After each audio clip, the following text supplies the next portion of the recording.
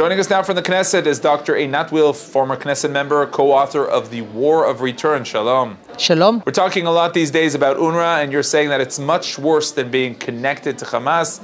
You're saying that UNRWA is a threat. UNRWA is dangerous. Precisely.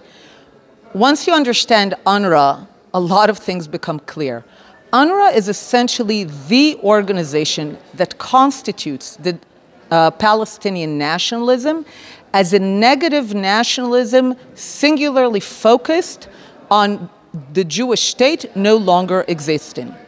What UNRWA does is exist for the sole purpose of keeping the war of 1948 open until the war ends the way that the Arabs initially intended, for there not to be a Jewish state. UNRWA exists so that the refugees from that war, the Arab refugees, will continue generation after generation, never settling, unlike Germans and Ukrainians and Poles and Hindus and Muslims and Jews from the period of after the war. Only the Arab refugees remain unsettled because they themselves say, we will not settle, never, as long as the Jewish state exists.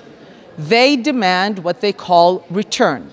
Unless we think that return is some kind of innocent idea, October 7th is return. October 7th is the Palestinian vision of return. Return was always a violent, triumphalist idea. And this is why there was so much exhilaration after October 7th, because this is what generations of Palestinians have been groomed by UNRWA to wish for that day of violent, triumphalist return, for the liberation of Palestine from the Jewish presence, from the sovereign Jewish presence anywhere between the river and the sea. And you're in the Knesset today presenting this to our legislators. People in Israel don't understand the truth about UNRWA? Not enough people. Certainly after October 7th, there is a greater awakening that, shall we say, that our enemies meant what they said.